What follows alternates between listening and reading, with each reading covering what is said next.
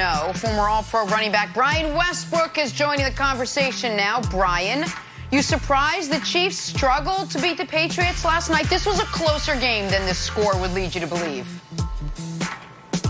Good morning, Jenna. You know what? I am not surprised. I'm actually more surprised that Kevin Wiles and Nick Wright are still getting along when you have a lifelong Patriots fan and as well as a lifelong Chiefs fan. This is one of those days where I wish we were in the studio so I can see those two people, Kevin and Nick, clash.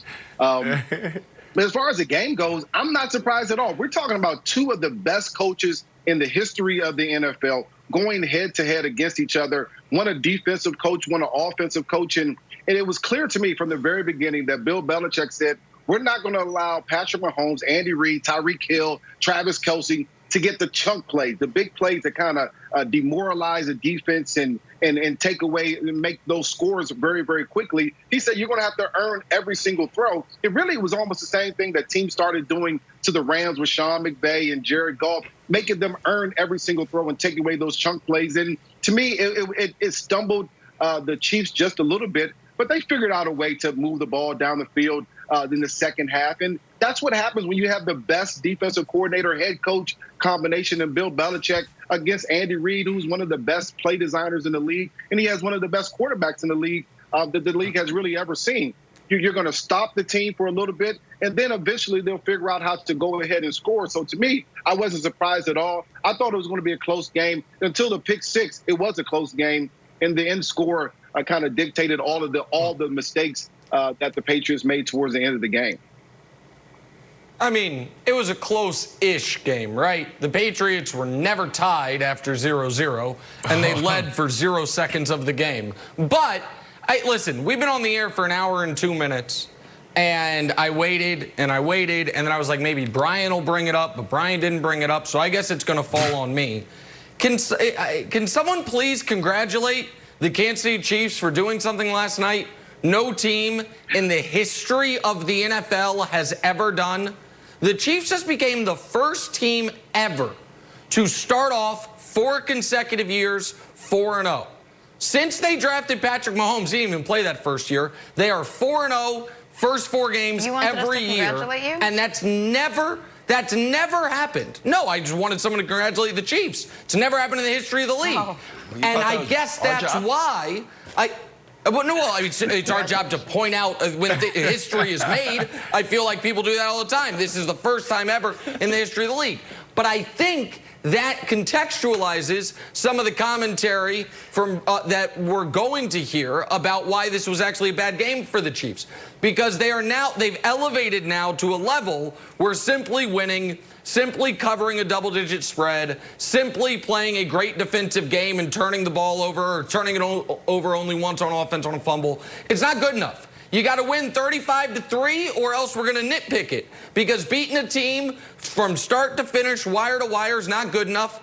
Embarrassing the team's opposing quarterbacks, not good enough. You got to do it with style points. So I'm happy the Chiefs have elevated to that level, and I'm excited to see it as it goes on for a team that hasn't lost a game since November 10th, Brandon.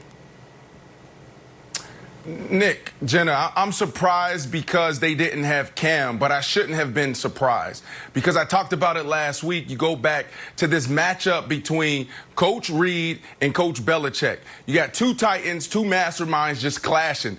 Last year, week 14, Coach Belichick laid out the blueprint of how to slow this team down.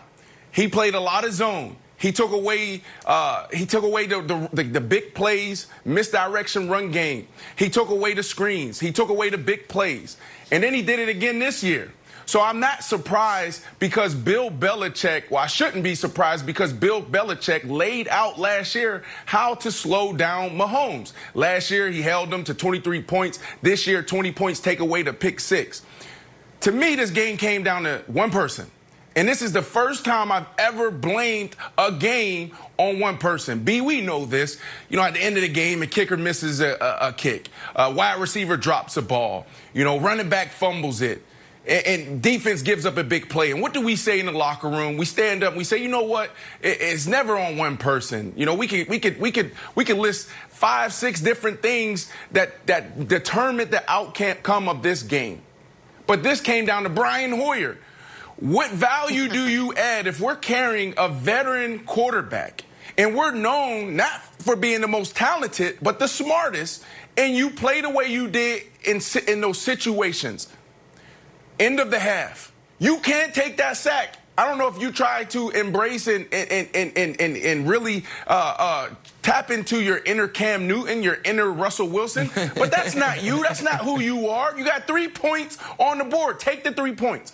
And then you go to the third quarter where you had an opportunity to actually do something amazing because you look really well. You made key decisions. You threw the ball nicely. You got down the field.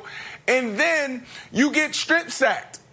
Like, this isn't Dak Prescott and Garrett from, this Sunday where Dak didn't see the sack coming. He didn't see him.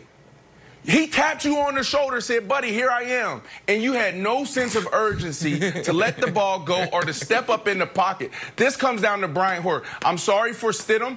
The kid never had a chance. I'm sorry to you, Wilds, because if Cam Newton, Nick, was in this game, it would be a different story. And that's why we're not celebrating the Chiefs, because the Chiefs, if you have Cam Newton, it's a different story. Yeah. I mean, anyone who watched the game knows this, Nick. And I'm sorry I didn't start the show with saying congratulations to the Chiefs who started 4-0 in 4 years, because I didn't know that was my job as the Patriots fan on the show. I also don't think anybody cares whatsoever. So those are the 2 reasons I didn't do it. Brian, this reminds me a little bit of when you take your kids bowling and they're like, Dad, I did it.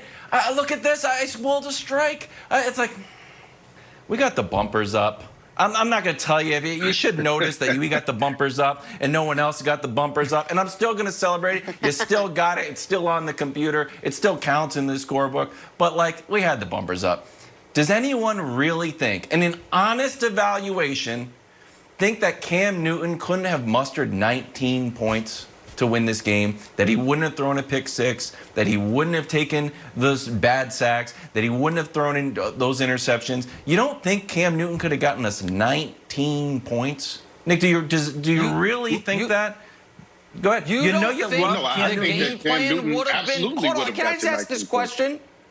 Brian, let me ask you then. Of course. Do you think the Chiefs would have had the same game plan offensively if they were going against Cam? Because I don't.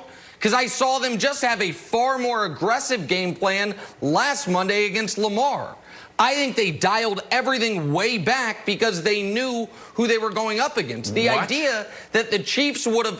What? You don't think teams do that? You don't think smart teams are more conservative when they know don't lose the game? Brian, you've worked with Andy Reid. He was your coach for a long time. But does he ever go so deep in the playbook that throwing the ball to the Patriots is actually some sort of like grand strategy? Is he that much of a genius? Oh, I didn't know. Well, no, he certainly wants to score on every possession. He wants to go out there and beat every